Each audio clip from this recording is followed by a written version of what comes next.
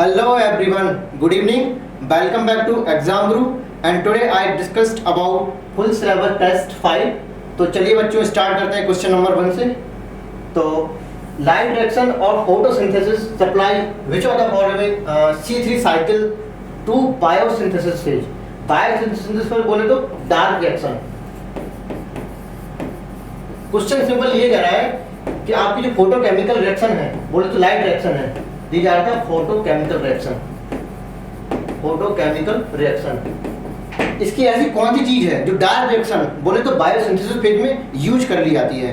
तो एनर्जी है ना, बोले तो एसिमिलेटरी पावर जो बने हुए एटीपी और एनएडीपी हैं, जो आपकी लाइट रिएक्शन में फोटोलिसिस ऑफ वाटर की जो बने हुए एनएडीपी और एटीपी हैं वो यूज कर लिए जाते हैं डार्क रिएक्शन को। इस प्रकार से देखिए बता देते थोड़ा सा। जो आपका H2 है स्प्लिटिंग ऑफ वाटर बोले तो फोटोलिसिस ऑफ वाटर होगा यहाँ पे, और आपका 2H प्लस और प्लस 2 इलेक्ट्रॉन और हाफ ऑक्सीजन का मॉलिक्यूल इस तरह से बने। अब ये आपके हैं ना, ये आपके जाएंगे किसमें, cyclic and non cyclic photophosphorylation में, जिसमें आपका PS1 यूज हुआ यहाँ पे, PS2 एंड PS1 दोनों यूज होते हैं यहाँ पे, और यहाँ पर सिर्फ और सिर्फ PS1 यूज होता है। ठीक है, तो कहते हैं इनकी हेल्प से आपके जो इलेक्ट्रॉन है H है ये आपके एनएडीपी से कुल मिला के एनर्जी यूज बनना है। आपको एनर्जी का यूज का सोर्स वाटर है ना, सीधे सीधे वाटर है। यहाँ पे कहते हैं मैंगनीज एंड क्लोराइड आयन और कभी कभी बाइकार्बोनेट आयन की प्रेजेंस में फोटोलिसिस ऑफ वाटर होगा। तो बनी हुई एनर्जी है जो PS1 और PS2 से वो यूज कर लिया जाती है डार्क रिएक्शन में, है ना। तो fourth option will be correct. Next देख लेते हैं, how many nucleotide are present in the genetic material 5174 bacteriophage. तो सिंपल ही है, आपका लर्निंग है, याद करने वाला डाटा है। न्यूक्लियोटाइड कितने थे इसमें, है ना, 5386। अब इसमें एक क्वेश्चन ये अच्छा बनता है कि आपके बैक्टीरियोफेज हैं, बैक्टीरियोफेज हैं।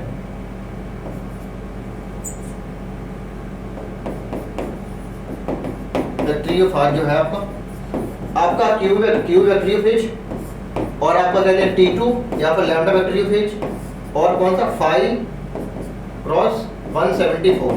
ये तीन प्रकार के एनसीईआरटी में दिए गए हैं। तो ये है सिंगल स्ट्रैंड आरएनए, ठीक है, और ये है सिंगल स्ट्रैंड डीएनए, और ये है क्या dsDNA, डबल स्ट्रैंड डीएनए। ठीक है, तो आपका इस तरह से लर्न कर लो आप इतने चीज को। बैक्टीरियोफेज बोले तो पॉलीफेज, है ना। तो 5174 सिंपली कितने होते हैं, इतने न्यूक्लियोटाइड होते हैं। लर्निंग देख लो एक बार, देख लेते हैं।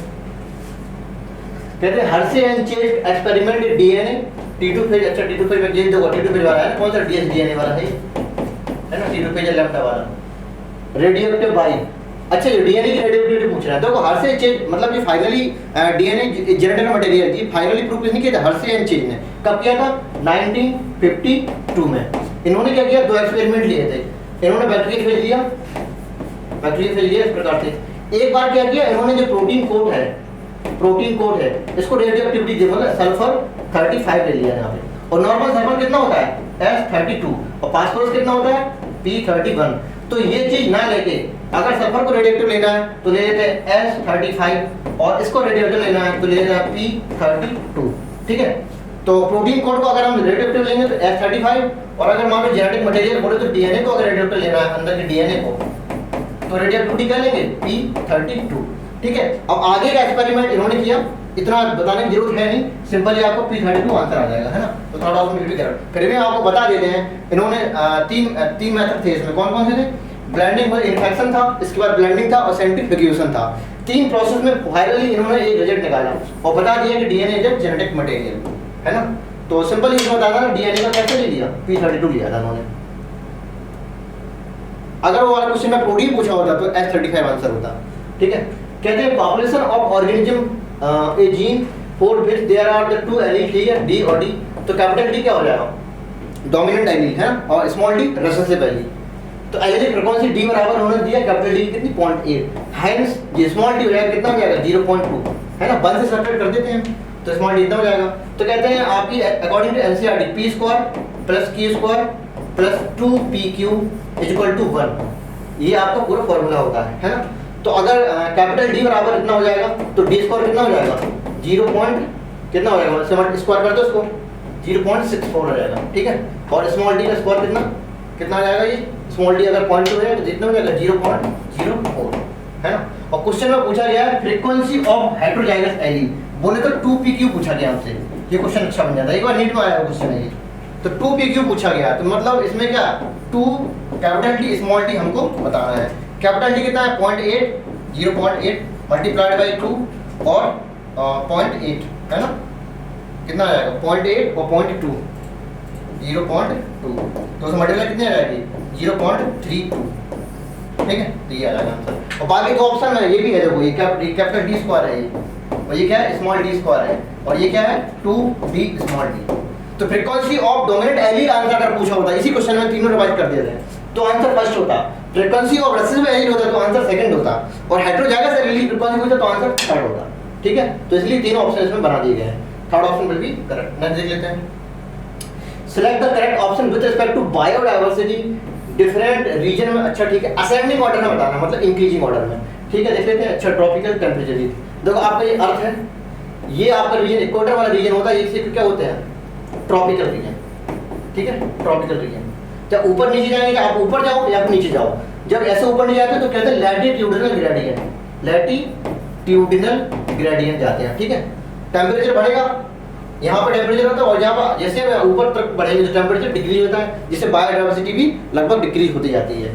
तो ट्रॉपिकल में सबसे ज़्यादा, इसके बाद सब ट्रॉपिकल है, ठीक है, इसके बाद टेम्परेट है, इसके बाद आर्टिक एंड अल्पाइन है। तो आर्टिक अल्पाइन में टेम्परेचर सबसे कम, तो बायोडायवर्सिटी सबसे कम, तो सबसे कम वाला देखो कौन सा है, ये आर्टिक एंड अल्पाइन, ठीक है। आगे देख लेते हैं। और ट्रॉपिकल इक्वेटर पे है, सनलाइट सबसे ज्यादा आएगी, है ना, बायोडायवर्सिटी ज्यादा होगी, पॉपुलेशन भी ज्यादा होगी, इकोसिस्टम स्टेबिलिटी सबसे अच्छा होगा यहाँ पे, तो ट्रॉपिकल में सबसे ज्यादा हो जाएगा। तो आंसर कौन सा आ जाएगा, थर्ड ऑप्शन भी करेक्ट। देख लो एक बार, यहाँ पे होने सकता क्योंकि यहाँ आर्टिक में पहले दे दिया यहाँ पे। आगे बढ़ते हैं। Which of the following given chlorinated hydrocarbon rejected in the biological magnification? Biological magnification बोले तो बायोमैग्निफिकेशन। एक्चुअली में क्या होता है कि कंसंट्रेशन हर ट्रॉपिक लेवल में बढ़ती जाती है, T1 में कुछ होती है ना, और जैसे जैसे हम ट्रॉपिक लेवल में बढ़ते जाते हैं तो इनकी कंसंट्रेशन हर ट्रॉपिक लेवल पे इस तरह से बढ़ती जाती है। तो ऐसे कैसे बढ़ जाती है, इसलिए बढ़ जाती है कि T2 है इस पर अटैक करेगा, T3 इसको खा लेगा, T4 इसको खा लेगा, है ना। जैसे घास फूस है, इंसेक्ट ने खाया, मेढक ने खाया, उसको सांप ने खा लिया, सांप को हमने खा लिया। तो इस प्रकार से जो कंसंट्रेशन है वो हर टॉपिक लेवल से बढ़ती जाती है। इसी कंसंट्रेशन को बढ़ना कहते हैं बायो मैग्निफिकेशन। मैग्नीफाई का करना मतलब इंक्रीजमेंट, एक्सेलरेशन। तो कहते हैं DDT का है, बायो मैग्निफिकेशन में यूज होता है। अब DDT, थोड़ा DDT के बारे में बता देते हैं। एक्चुअली वो डाइक्लोरो डाइफेनाइल ट्राइक्लोरो एसीटोन होता है ना, ट्राइक्लोरो इथेन। इसका स्ट्रक्चर बना देते थोड़ा ना, CH3 ये क्या हो गया आपका, इथेन हो गया। इसके दोनों हाइड्रोजन हम हटा दिए यहाँ पे, और यहाँ पे मैंने लगा दिया क्या, बाइफेनाइल, बोले तो दो बेंजीन के मॉलिक्यूल लगा दिए, ठीक है। तो ये हो गया क्या, बाइफेनाइल हो गया। अब इसमें क्लोरीन लगा दिए, ठीक है, और तीनों हाइड्रोजन हटा के मैंने क्या लगा दिया, Cl3। तो ये इथेन था, अभी ऐसा हो गया dichlorodiphenyltrichloroethane, that is DDT। ये होता है DDT का फुल फॉर्म। तो इसी का बायोमैग्निफिकेशन होता है, हर ट्रॉपिक लेवल में लगता बढ़ते जाते हैं ये, है ना। तो DDT तो पॉली क्लोरीनेटेड बेंजीन है, ये बेंजीन हाइड्रोक्लोराइड, ये भी आपका क्लोरीन की कंपाउंड है, लेकिन इनका बायोमैग्निफिकेशन नहीं होता, मतलब ये हर ट्रॉपिक लेवल के साथ नहीं बढ़ते हैं। तो first option will be correct. Next देख लेते हैं। Which of the following features seen in the living organism including microbes and without exception? अच्छा ठीक है, कहते हैं according to NCERT 5 characteristics of living organism, that is growth, reproduction, consciousness, cellular organism and metabolism में से 3 ऐसे थे जो कैसे थे, डिफाइनिंग प्रॉपर्टी थी, और 2 कैसी थी, नॉन डिफाइनिंग, जिसमें ग्रोथ और रिप्रोडक्शन थी, बाकी की 3 डिफाइनिंग थे। तो जिसमें मेटाबॉलिज्म था विदाउट एक्सेप्शन था। अब कॉन्सेप्ट में एक्सेप्शन इसलिए था क्योंकि इसमें कोमा पेशेंट भी आ गया बीच में, है ना, तो इसलिए लोअर प्रायोरिटी देंगे, है तो डिफाइनिंग लेकिन लोअर प्रायोरिटी देंगे, है ना। और मेटाबॉलिज्म कैसा, विदाउट एक्सेप्शन, सीधा सीधा आंसर है, एनसीईआरटी लैब है। आगे बढ़ते हैं। ऑर्डर पोएस इंक्लूड्स व्हीट, क्योंकि व्हीट की फैमिली क्या होती है, पोएसी, है ना। और बाकी मकोई और पोटैटो की फैमिली क्या होती है, सोलेनेसी, सोलेनेसी, ठीक है। कहते हैं सोलेनेसी और कन्वोल्वुलेसी, कन्वोल्वुलेसी दोनों इंक्लूड होते हैं ऑर्डर किसमें, पॉलीमोनियल्स, पॉलीमोनियल्स ऑर्डर में, ठीक है। और इसकी होती है ऑर्डर, इसका ऑर्डर क्या होता है, सेपेंडेल्स, सेपेंडेल्स, इसका ऑर्डर होता है सेपेंडेल्स। इसका पोएस और इसका पॉलीमोनिएट्स, ठीक है, सारे हो गए। तो OH में क्या बीट आ गया। सिंपली को रिवीजन भी कर लिया मैंने, नेक्स्ट देख लेते हैं। Select the correct pair in the statement, ठीक है। Lactic acid fermentation CO2 release नहीं होता, क्यों? जो आपके पायरुविक एसिड बने किससे? ग्लूकोज के एक मॉलिक्यूल से। इसे कहते हैं किसमें? ग्लाइकोलाइसिस की हेल्प से।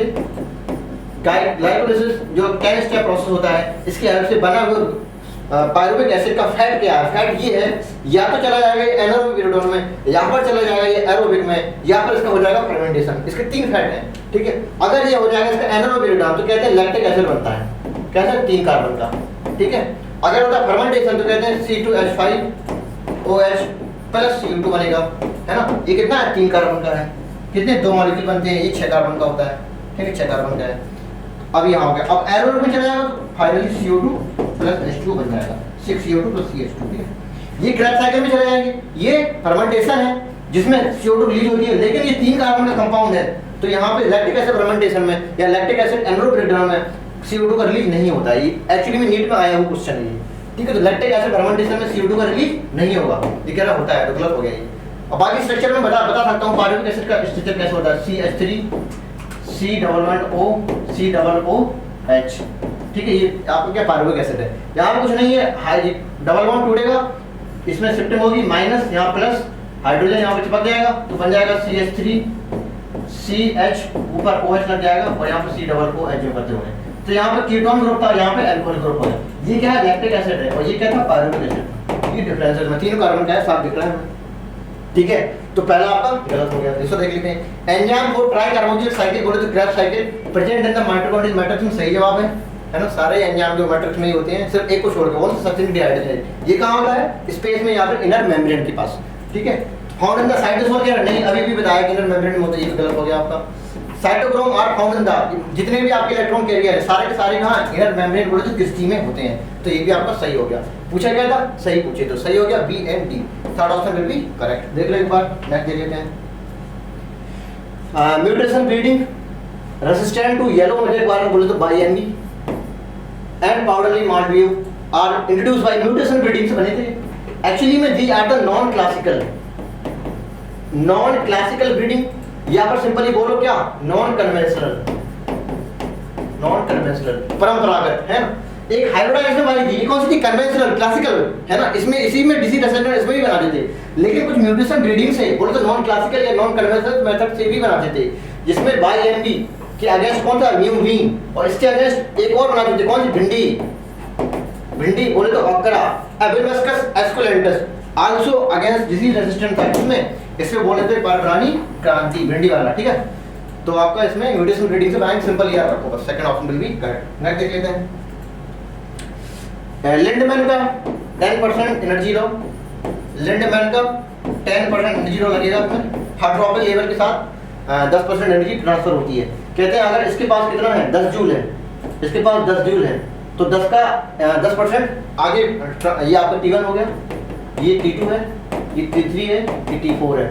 पूछ किस में रहे हैं? Energy will be available in the peacock, बोले तो T4 में पूछ रहे हैं, ठीक है। देख लेते हैं 10 का 10% कितना होता है? 10 का 10% निकालो, कितना होगा? 1, ठीक है।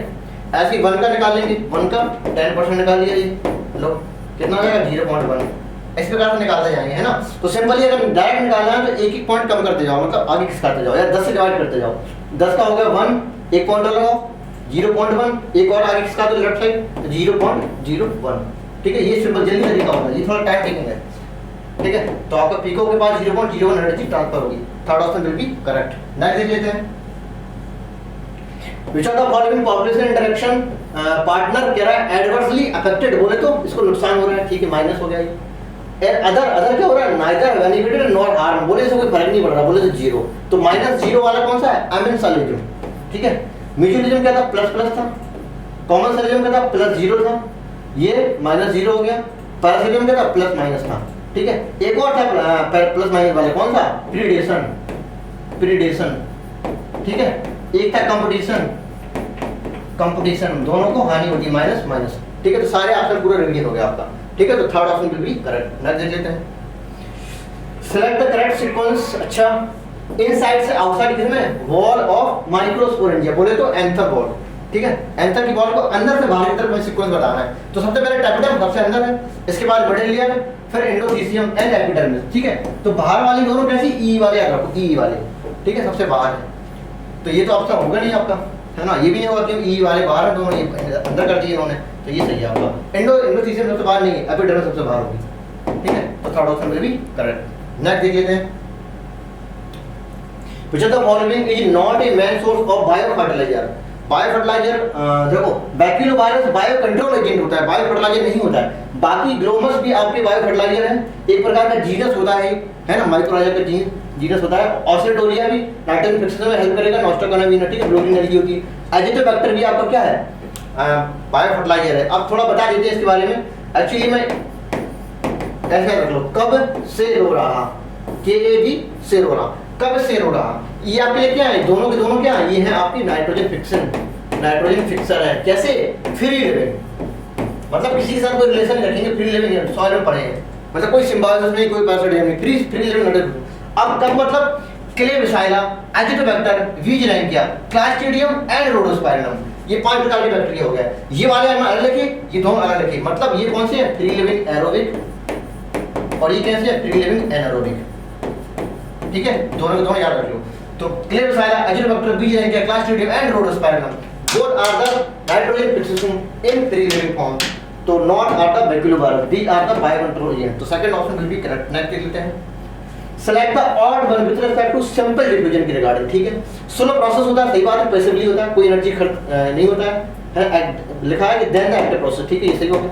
It is not depend on the living system, कोई जरूरी नहीं है ना, सॉलिड लिक्विड गैस सब में होता है और लिविंग होना जरूरी नहीं है कोई, तो ये भी सही हो गया। It the only means the gases movement with in the plant body, है ना, तो गैसेस मूवमेंट ये वाला देखो, इट इज रिक्वायर्ड एनर्जी, साफ साफ दिख रहा है, बिल्कुल नहीं, है ना, सिर्फ एक्टिव ट्रांसपोर्ट में एनर्जी का रिक्वायरमेंट होता है। बाकी अदर फैसिलिटेटेड डिफ्यूजन हो या आपका इम्बाइबेशन हो या ऑस्मोसिस हो, कहीं भी एनर्जी का यूज नहीं होता है, सिर्फ एक जगह होता है, कहाँ, एटीपी ट्रांसपोर्ट, ठीक, एटीपी ट्रांसपोर्ट किसमें, एक्टिव ट्रांसपोर्ट, ठीक है, सब यहीं पे होता है और कहीं। फोर्थ क्वेश्चन नेक्स्ट देख लेते हैं, how many ATP required for the production of one ammonia, है ना, ये पूरी रिएक्शन लिख देते हैं, कहते हैं आपकी रिएक्शन हैबर प्रोसेस, है ना, आप केमिस्ट्री पढ़ते हैं, N2 + 3H2 = 2NH3, ये हैबर प्रोसेस हो। अब यही बायोलॉजी में पढ़ना है आपको, दो अमोनिया बनाना है। अब बायोलॉजी में क्या होता है, कुछ नहीं, N2 को तो लिखूं और प्लस 3H2 को हम ले जाएंगे क्या, 4H2, है ना, यहाँ पे बायोलॉजी में आपकी रिएक्शन है 4H2 है, लेकिन इसको तोड़ के लिखा है कैसे, 4 हाइड्रोजन अलग और 4 इलेक्ट्रॉन अलग, ठीक है। तो 4H प्लस 4 इलेक्ट्रॉन और प्लस 16 एटीपी की एनर्जी यूज पड़ती है ना, इस तरह से यहाँ एरो लगाएंगे और बन जाएंगे 2 मॉलिक्यूल ऑफ अमोनिया के, और प्लस 16 एटीपी हैं, तो यहाँ पे बन जाएंगे 16 ADP। जब ये ADP बने तो प्लस बनेंगे क्या, इनऑर्गेनिक फास्फेट कितने, 16। तो यही एनर्जी का यूज हम कर लेंगे इसमें, किसमें, अमोनिया बनाने में, ठीक है, ये हो गया पूरा रिएक्शन। और प्लस यहाँ पे एक हाइड्रोजन इस प्रकार से होगा, मतलब 2H+ है इधर होगी, ठीक है। तो अब रिएक्शन बैलेंस होगी, देखो 4 हाइड्रोजन है, एक हाइड्रोजन उधर बना दिया, तो 1 से 1 कट जाएगा, तो बटेंगे ओवरऑल 3H2, ठीक। तो अब 2 मॉलिक्यूल अमोनिया बनाने के लिए 16 एटीपी की जरूरत पड़ रही है, तो एक मॉलिक्यूल अमोनिया बनाने के लिए 8 एटीपी की जरूरत पड़ेगी, तो answer will be third. Next देख लेते हैं, अब यहाँ पे जरूरत किसकी हो रही है, नाइट्रोजनेज एंजाइम की, है ना, और लैक हीमोग्लोबिन, क्योंकि राइजोम लेगुमिनेरम जो आपका सिम्बायोटिक एसोसिएशन में नाइट्रोजन फिक्सेशन करता है, उसी के पास होता है ये एंजाइम, कौन सा, नाइट्रोजनेज। नेक्स्ट देख लेते हैं, इनिशियल अमाउंट ऑफ डीएनए अगर डिनोटेड बाय 4C है, तो कह रहा है कि अमाउंट ऑफ डीएनए किसमें बताना है, एस फेज में, एस फेज बोलो या फिर G2 फेज ही बोल दो आप, कैसा हो जाएगा, डबल हो जाएगा अमाउंट, कितना हो जाएगा, 8C हो जाएगा, ठीक है। क्रोमोसोम नंबर फिक्स होते हैं, अमाउंट डबल होता है। नेक्स्ट देख लेते हैं, which of the following is the final stage of meiotic की प्रोफेज में, तो लैक्टोटीन, जाइगोटीन, पेरिटीन, डेवलोटीन, डाइगोनेसिस, तो डाइगोनेसिस क्या है, last stage, diakinesis option will be second.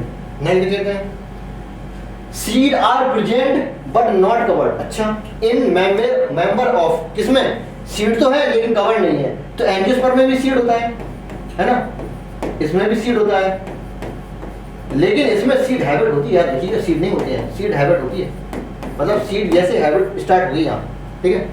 तो कहते हैं सीड दोनों में है, लेकिन इसमें कैसी है, विदाउट कवरिंग, नंगे पड़े हैं, नेकेड है, तभी तो कहते हैं जिम्नोस्पर्म है ना, स्पर्म मतलब सीड, जिम्नो मतलब होता है नेकेड, है ना, नाम से पता चल रहा है। तो सीड तो है लेकिन विदाउट कवरिंग, कौन सी कवरिंग, आपकी पेरिकार्प बोले तो है, पेरिकार्प फ्रूट बॉल इसे बोलते हैं, तो ब्राउट कर रहे हैं। लेकिन एंजियोस्पर्म में है सीड तो होते हैं लेकिन कवरिंग के साथ फ्रूट बॉल होगी इसमें बढ़िया से।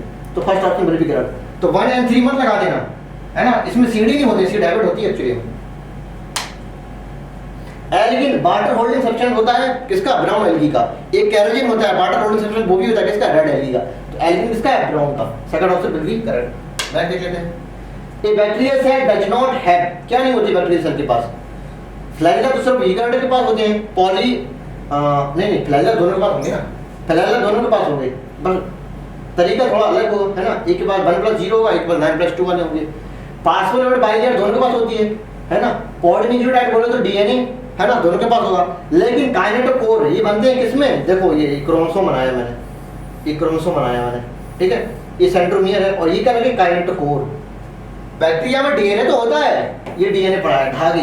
डीएनए क्या है, एक्चुअली कुछ नहीं है, ये धागे हैं। यही धागे में जो हिस्टोन प्रोटीन आ जाती है तो इसको बढ़िया से एक अरेंजमेंट, ये ऐसे अरेंजमेंट मिल जाता है। एक्चुअली में ऐसा नहीं होता, ये ऐसे होता है, देखो ये धागे कुछ ऐसे अरेंज हो गए, ये धागे कुछ ऐसे दिख रहे हैं, है ना, ये धागे कुछ इस तरह से हो गए। ये क्यों हो गया ऐसे, क्योंकि हिस्टोन प्रोटीन ने इनको चिपका लिया आपस में, है ना। ये एक्चुअली में ये नहीं होता, ऐसे होता है। तो ये ऐसे बनेगा ही नहीं, क्यों, हिस्टोन प्रोटीन ही नहीं होती है प्रोकैरियोट के पास। जब हिस्टोन प्रोटीन नहीं होगी तो आपका इस तरह से क्रोमोसोम बनेगा ही नहीं। डीएनए तो होगा लेकिन क्रोमोसोम नहीं होंगे। तो क्रोमोसोम ही नहीं होंगे तो काइनेटोकोर कहां से होगा भैया।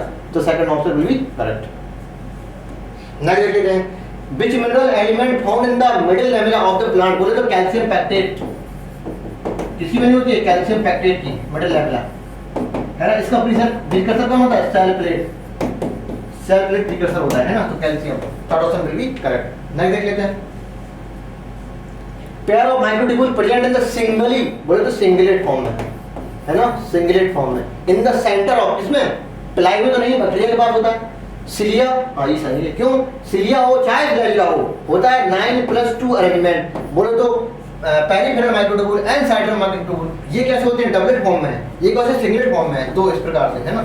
और बाकी यहाँ पे इस तरह से होते हैं, है ना, ऐसे करके लगे होते हैं यहाँ पे, ठीक है। तो 2 सिंगलेट सेंट्रल माइक्रोट्यूब्यूल, है ना, microtubule present in the singly, किसमें, पेयर बोल रहा है, मतलब 2 होते हैं किसमें, सिलिया में। अगर कोई फ्लैजिला ऑप्शन होता तो वो भी सही होता है ना, लेकिन प्लिया नहीं होता है, प्लाई नहीं होगा आपका। सेंट्रियोल में कितना कैसे होता है, 9+0, इसमें होता ही नहीं है सेंट्रल वाला, ठीक है। और फिम्बरी में नहीं होगा आपका, क्योंकि सिर्फ बैक्टीरिया में होता है। ये देख लेते क्या है, ये आपकी पेरिकार्प है, बोले तो फ्रूट बॉल है, पेरिकार्प होगी।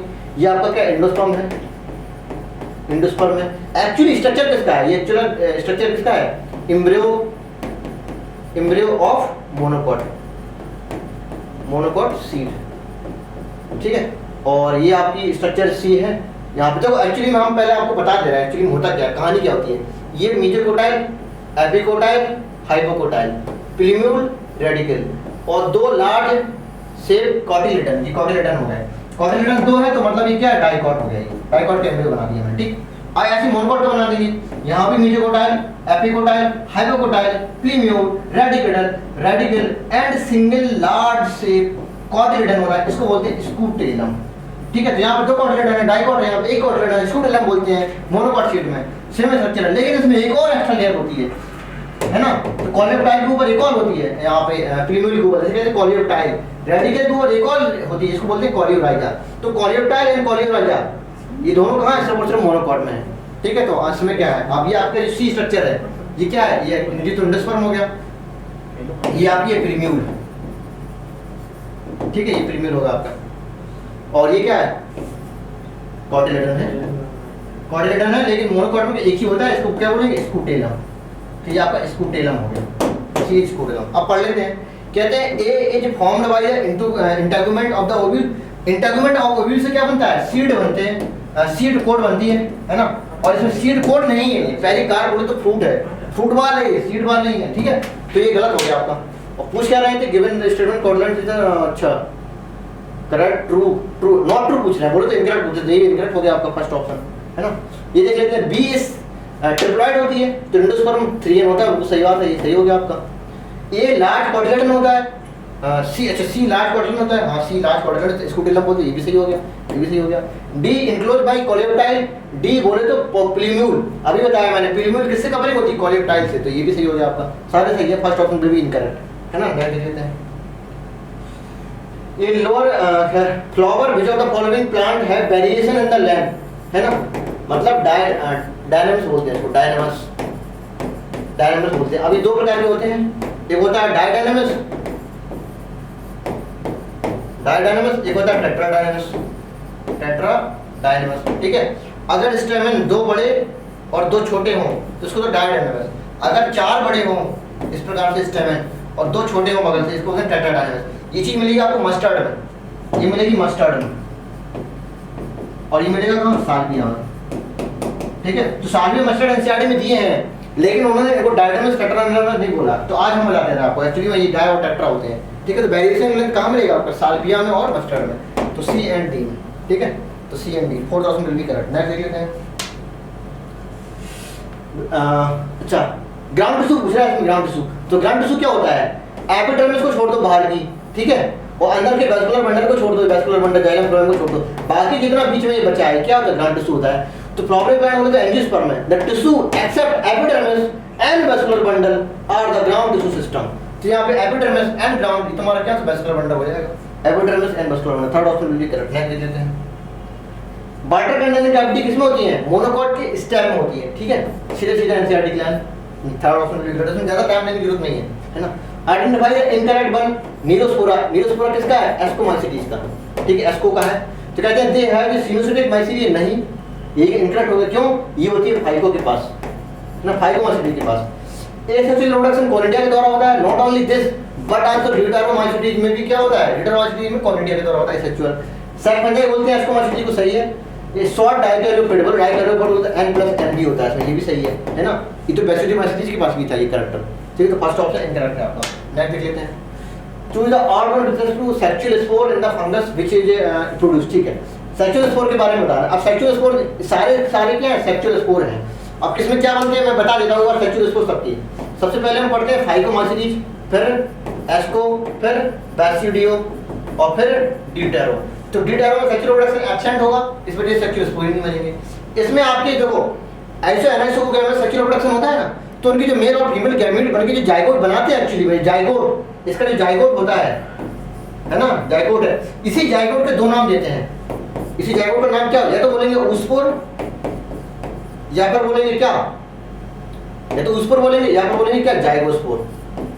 अब ये दो नाम क्यों दे रहा भैया, देखो एनसीईआरटी, पुराने वाले एनसीईआरटी में पहले क्या था, फाइकोमाइसीटीज की दो सब क्लास थी, कौन कौन सी, ऊमाइसीटीज और जाइगोमाइसीटीज। अगर ऊमाइसीटीज का जाइगोट है तो ऊस्पोर बोल दो, अगर जाइगोमाइसीटीज का जाइगोट है तो जाइगोस्पोर बोलो। तो what is the ऊस्पोर and zygospore, nothing, just a zygote, है ना। कैसे, सेक्सुअल स्पोर। तो दोनों कैसे हैं, ये आपके एस्कोमाइसीटीज के जाइगोट है एक प्रकार के। यहाँ पे बनते हैं आपके एस्कोस्पोर, यहाँ पे बनते हैं कैसे, बैसिडियोस्पोर। ये बनते हैं एक्सोजीनसली और ये बनते हैं एंडोजीनसली, है ना। ये पूरा पढ़ा दिया मैंने आपको, ठीक है। आपका रिवीजन हो गया, अब आते हैं ऑप्शन में। एल्बिगो किसका है, फाइकोमाइसीटीज के, उस पर हो गए, हाँ हो गए। एगर किसका है, बैसिडियोमाइसीटीज का, बैसिडियोस्पोर हो गए, हाँ ये भी सही है। क्लैरिसेप्स किसका है, एस्कोमाइसीटीज का। जाइगोस्पोर नहीं होंगे भैया, क्योंकि जाइगोट किसके पास था, फाइको के पास। ये गलत हो गया आपका, गलत ही पूछा था, और पूछा था मतलब गलत। एस्परजिलस किसका है, एस्को का, एस्कोस्पोर हो गया, बिल्कुल सही जवाब है, थर्ड ऑप्शन भी करेक्ट। बढ़िया सवाल था एकदम से। Cause of BSE, bovine spongiform encephalopathy किसकी वजह से होता है, एक प्रकार का प्राइमस का एग्जांपल है। तो प्राइमस क्या होता है, प्रोटीनियस इन्फेक्शियस प्रोटीन पार्टिकल होते हैं, ठीक है। अगर सिर्फ न्यूक्लिक एसिड हो, डीएनए या फिर आरएनए, तो बोल देते हैं बायरॉइड्स, है ना, उसमें क्या होता है, आरएनए होता है, ठीक है। तो बायरॉइड्स, अगर इसके साथ मिल रही है क्या, प्रोटीन, है ना, तो होते थे क्या, और दोनों मिला के बना दिए क्या, वायरस। मैं ये कहना चाह रहा हूँ, न्यूक्लिक एसिड एंड प्रोटीन मिला के वायरस बनाता है, तो वायरस हो गया। सिर्फ प्रोटीन हो तो प्राइमस बोलेंगे, सिर्फ न्यूक्लिक एसिड हो तो बायरॉइड्स बोलेंगे। तो बायरॉइड्स और ये प्राइमस दोनों को कॉम्बिनेशन मिला के वायरस बनता था, इस प्रकार के। याद करने का तरीका यार कुछ नहीं, ठीक है। तो first option will be correct. Next देख लेते हैं। which of the following genetic disorder not show by the label, इसमें क्या क्या नहीं हो सकता यार, नॉट शो बाई द, हमें दूर से दिखाई पड़ रहा है, ये एक्स लिंक्ड नहीं हो सकता। क्यों, एक्स लिंक्ड में डोमिनेंट नहीं हो सकता, एक्स लिंक्ड डोमिनेंट नहीं हो सकता, हमें ये दिखा दो एक्स लिंक्ड डोमिनेंट क्यों नहीं हो सकता, क्योंकि अगर एक्स लिंक्ड, मान लो एक एक्स लिंक्ड, एक एक्स एक्स होता है, एक एक्स वाई होता है, ठीक है। अगर मान लो यहाँ पर डिसीज हो गई, एक्स लिंक्ड है ना, तो एक्स लिंक्ड डिसीज हो गई, तो रेसिस्टेंट में तो ठीक है, ये वाली डिसीज है, लेकिन ये वाली नॉर्मल हो जाएगी, है ना, रेसिस्टिव कंडीशन में, ठीक है। लेकिन अगर डोमिनेंट है तो ये वाली भी डिसीज है और एक्स एक्स, ये भी वाली भी डिसीज है, लेकिन ये वाली भी डिसीज हो गई, लेकिन एक नॉर्मल दिख रही है ना। बोले तो एक्स डोमिनेंट नहीं हो सकता, क्यों? एक्स डोमिनेंट में सारी की सारी, बोले तो all female affected even in given pedigree, ठीक है, सारी की सारी फीमेल अफेक्टेड होंगी एक्स डोमिनेंट में, है ना। अभी मैंने बताया क्योंकि दो एक्स है, अगर एक में ही आ गया तो फिर आपका वो अफेक्टेड होगा, लेकिन एक नॉर्मल दिख रही है तो ये नहीं हो सकती पेडिग्री किसकी? एक्स डोमिनेंट की नहीं हो सकती, ठीक है। नेक्स्ट देख लेते हैं। द बर्ड में क्या होता है? जेड जेड जेड डब्ल्यू, है ना, जेड डब्ल्यू का बताया ना, ठीक है। तो कहते हैं मेल और फीमेल जब जेड जेड डब्ल्यू होंगे तो दोनों के क्रोमोसोम नंबर बराबर होंगे, लेकिन अगर जेड जेड जेड ओ होता, जेड ओ मतलब नॉट होता है, तब उस केस में मेल के क्रोमोसोम अलग होते हैं और फीमेल के क्रोमोसोम अलग होते हैं, लेकिन इस केस में बराबर है क्रोमोसोम। तो male and female have equal number of sex chromosome, सही हो गया। जेड जेड जेड टाइप नहीं होता है, क्यों? ये होता है आपको किसमें? बटरफ्लाई में, है ना, ये होता है बटरफ्लाई में। वर्ड्स का पूछ रहा है, ठीक है। तो मेल आर होमोगैमेटिक नहीं, जो जेड डब्ल्यू है ये वाला ये आपका है, हाँ ये सही लग रहा है, सही है, ये मेल है और ये कौन सा? फीमेल है। तो कहते हैं फीमेल हेट्रोगैमेटिक है ये, फीमेल हेट्रोगैमेटिक बोलो या फीमेल हेट्रोमॉर्फिक बोलो, है ना। तो गैमेटिक या मॉर्फिक मतलब जो भी वर्ड यूज करना है आपको, यहाँ पे होमोमॉर्फिक लिखा है ना, हाँ। तो कैसा मेल कैसा हो गया? होमोगैमेटिक या होमोमॉर्फिक, है ना। तो मेल कैसा? होमोगैमेटिक, या फिर सिंपली बोलो होमोमॉर्फिक, ठीक है। सेक्स क्रोमोसोम आर फीमेल में कैसा होगा? होमोमॉर्फिक नहीं होता, कैसा होता है? हेट्रो होता है। देखो यहाँ पे हेट्रो अभी बताया मैंने, ये गलत हो गया, ये भी गलत हो गया, ये भी ये सही हो गया। अच्छा इसमें क्या रहा था? अनइक्वल है ना, अनइक्वल बोलना था इसमें, तो इक्वल होते हैं ना, तो ये तो गलत हो गया ना, ये गलत हो गया। और ये भी गलत हो गया क्योंकि बटरफ्लाई में होता था, ये भी गलत हो गया, क्यों? हेट्रोमॉर्फिक होता था। तो आपका सही हो गया थर्ड ऑप्शन भी करेक्ट। हम ध्यान रखिए इक्वल पढ़ गए थे मैंने इक्वल की जगह। इनकम्प्लीट डोमिनेंस में क्या होता था आपके? जैसे मान लो अगर ये आपका रेड है, इसका क्रॉस हम व्हाइट से कराते थे, ठीक है, तो आपके जो F1 जनरेशन है दोनों का मिक्सचर आता था, बोले पिंक आता था, है ना। If F1 generation resemble with both parents then incomplete dominance. अगर डोमिनेंस कंप्लीट डोमिनेंस का होता था अगर सिर्फ और सिर्फ डोमिनेंट पेरेंट से ही मैच करे F1 जनरेशन, तो कहते हैं कंप्लीट डोमिनेंस। इनकम्प्लीट में दोनों से मैच करता, एक होता को डोमिनेंस, को डोमिनेंस दोनों से ही करता था, है ना, बोथ पेरेंट्स से। बोले अगर ये रेड है, एक पिंक एक व्हाइट है, तो जो आपकी F1 जनरेशन है उसमें रेड भी होंगे और पिंक और तुम्हारे व्हाइट भी होंगे, दोनों के ऐसे ऐसे करके पैचेस होंगे, ठीक है। सिर्फ रेड मिले तो कंप्लीट डोमिनेंस, और रेड और व्हाइट दोनों मिले तो को डोमिनेंस, दोनों का मिक्सचर मिले तो इनकम्प्लीट डोमिनेंस। तो इनकम्प्लीट डोमिनेंस क्या होगा? F1 फेनोटाइपिक इनहेरिटेंस कहते हैं between the dominant and resistive, है ना, दोनों का इंटरमीडिएट होता है। फर्स्ट ऑप्शन बिल्कुल correct. F1 resemble both parents, तो ये क्या होता है? को डोमिनेंस होता है ना, ये को डोमिनेंस है। Single gene product multiple effects, नहीं ये तो प्रेडरॉपी होगी। F2 जनरेशन नहीं, क्योंकि मतलब नहीं इसका। फर्स्ट ऑप्शन बिल्कुल करेक्ट, आंसर बहुत पहले पहुंच गए थे। Formation of different kind of structure in the plant is due to the response to environment, it's called heterophylly या फिर प्लास्टिसिटी, है ना, हेट्रोफिली एक प्रकार का एडेप्टेशन है। कहते हैं डिफरेंट एनवायरनमेंट, है ना, या फिर डिफरेंट फेज ऑफ लाइफ में, बदलते हुए एनवायरनमेंट में डिफरेंट इसको जो एडेप्टेशन है, उस एडेप्टेशन को प्लांट में क्या कहते हैं? प्लास्टिसिटी या फिर हेट्रोफिली। एनिमल में क्या कहते हैं? नेचुरल सिलेक्शन या फिर एडेप्टेशन। बटरकप वगैरह इसके एग्जांपल थे ना, है ना। तो मशीन देख लेते हैं। पेनिसिलियम, पेनिसिलियम किसका? एस्कोमाइसीटीज का। तो एस्कोमाइसीटी में एक सेक्टिव स्पोर कैसे होते हैं? कोनिडिया द्वारा, सही हो गया, है ना। और क्लेमाइडोमोनास जूस्पोर बनेंगे, है ना। और स्पॉन्जिस जेम्यूस और हाइड्रा ईस्टर्न हाइड्रा बर्ड बनेंगे ना, ईस्टर्न हाइड्रा। मशीन देख लेना अपना। The code on genetic code क्या है? Read in the mRNA. देखो रीड इन द एमआरएनए कह रहा है आपका जो एमआरएनए है, ये एमआरएनए है ना। ये मान लो यहाँ पे A U G C C A G A C, ये मैंने क्या है सपोज ये आपके बेस बना दी। तो कहते हैं triple base sequence in mRNA chain को क्या बोलते हैं? Genetic code. तो what is genetic code? Triple base sequence on mRNA chain is genetic code. Read in the कैसे? कोमल है, मतलब ये रीड करने का तरीका कैसा है? कोमल है, मतलब ऐसा नहीं कि यहाँ पे गैप होगा, जेनेटिक कोड हो गया, जब दूसरा जेनेटिक कोड बोले ये वाला तो यहाँ पे कोमा आ जाएगा या फिर कोई स्पेस आ जाएगा, ऐसा कुछ नहीं है, कोमल लेस होते हैं, ठीक है। तो इनका मतलब एक्चुअली में तरीका पूछ रहा है, अगर रीड करने का तरीका क्या है। एक्चुअली में सारे के सारे जो चारों फीचर है किसके कैरेक्टर फीचर है? किसके? जेनेटिक कोड के, है ना। तो यूनिवर्सल भी होते हैं, नॉन ओवरलैपिंग भी होता है, कोमल लेस भी और डिजेनरेसी भी होते हैं, है ना। और डिजेनरेसी क्या होता है पता है? कोई एक जेनेटिक कोड है, या ऐसा समझ लो कोई एक अमीनो एसिड है, एक अमीनो एसिड के एक से ज्यादा क्या होते हैं, जेनेटिक कोड होते हैं, इसे कहते हैं डीजेनेरेसी, ठीक है। और एक जेनेटिक कोड का एक ही अमीनो एसिड होता है, उसे कहते हैं क्या, एनामोलोगस, है ना। तो रीड करने का तरीका पूछ रहा है एक्चुअली में, इन द लिखा है ना, codon of genetic code is the read in the mRNA in the continuous fashion, इसे कहते हैं कोमलेस। species which are the more susceptible in the extinction have all the given population considered except, कह रहा मोर susceptible है extension के लिए, तो accept से छोड़ के, मतलब इसका एक्सटेंशन नहीं होगा जो अच्छे से एडेप्टेशन होगा। तो एक्सटेंशन किसका नहीं होगा, जो अच्छे से एडेप्टेशन होगा, एडेप्टेशन इसका सबसे अच्छा होगा। और सबसे अच्छा एडेप्टेशन किसका होता है, अगर रिप्रोडक्टिव रेट हाई हो और पॉपुलेशन साइज भी अच्छी हो, तो इनका एक्सटेंशन बिल्कुल नहीं है, एक्सेप्ट पूछ रहा था। बाकी तो जैसे मान लो यहाँ पे लगा लार्ज साइज, यहाँ पे लगा high trophic level in the food chain, है ना, तो ये भी नहीं, ये सब एक्सटेंशन की चांस है। क्यों, जितना ज्यादा ट्रॉपिक लेवल होगा उस पे फूड के लिए नीचे वाले पे डिपेंड होना पड़ेगा, है ना। अब जैसे प्लांट है, प्लांट तो अपना सनलाइट की प्रेजेंस में अपना खुद का, मान लो अगर ये सनलाइट यहाँ पे आपका फूड ट्रांसफर ही नहीं हुआ T2 T3 फौज में, यहाँ पर T4 तक फूड ट्रांसफर ही नहीं हुआ, तो ये एक्सटेंस हो जाएगा ना, खाना भूख के मारे पड़ जाएगा ये, तो इसके भी चांस है एक्सटेंशन की, है ना। Fixed habitat and migration route है, मतलब हैबिटेट अगर सब एक ही फिक्स है और माइग्रेशन की रूट है, मतलब वो माइग्रेशन करेगा, मतलब एडेप्टेशन नहीं कर पा रहा होगा तभी तो माइग्रेशन करता है, तो ये भी एक्सटेंड हो सके। कभी ऐसा हो सकता है माइग्रेशन कर ही ना पाए, है ना, और आपका एनवायरनमेंट चेंज हो जाएगा, तो उस टाइम में हम क्या हो जाएगी, डेथ हो जाएगी हमारी, है ना। हम लोग क्या माइग्रेट करते हैं, नहीं करते हैं, क्यों, हम एडेप्टेशन है, हमारा बॉडी टेम्परेचर फिक्स होता है, होमोस्टेसिस जिसे बोलते हैं। तो अगर उसके बाद माइग्रेटरी रूट है तो फिर वो कहीं ना कहीं से एक ना टाइम पे आने पे एक्सटेंड हो सकता है ना। और साइज कोई मैटर करता नहीं, इसलिए second option will be correct. Which of the following is the example of basidiomycetes का एग्जांपल क्या है, एगेरिकस, ये फाइको का है, ये एस्को का है, और ये किसका है, डिडरो का है। नेक्स्ट लिख लेते हैं, read the following statement, mark true false. During the post fertilisation development zygote change होता है किसमें, एम्ब्रियो में, नहीं चेंज होता किसमें, गलत हो गया ये।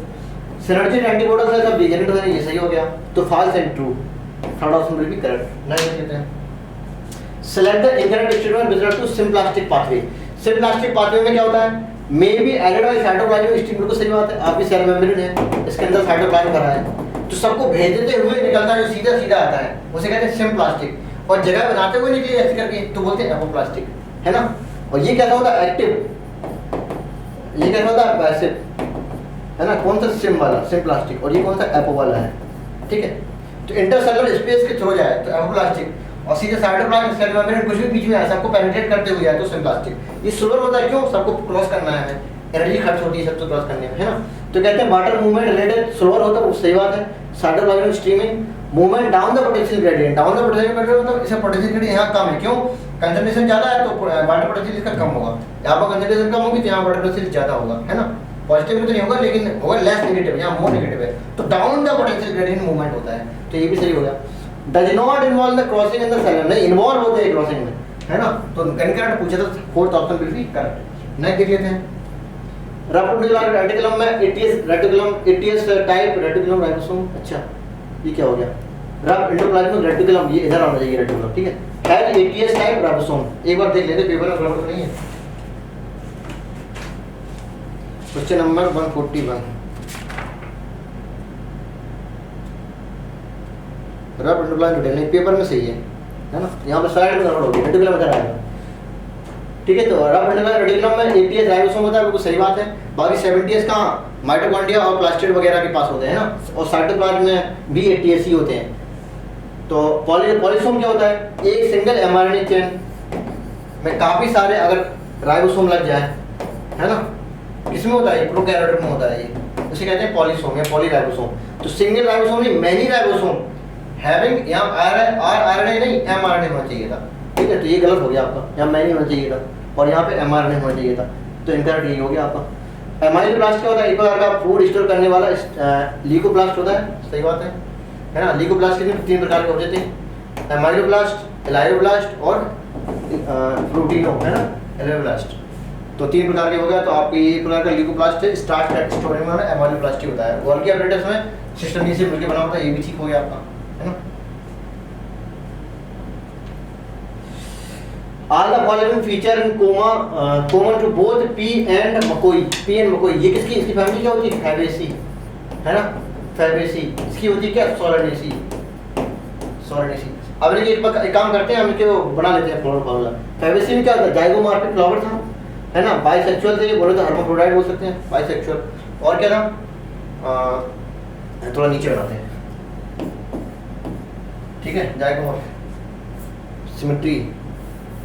और यहाँ पे मैं बना रहा हूँ किसका, फैबेसी का, यहाँ पे बना रहा हूँ किसका, सोलेनेसी का, ठीक है।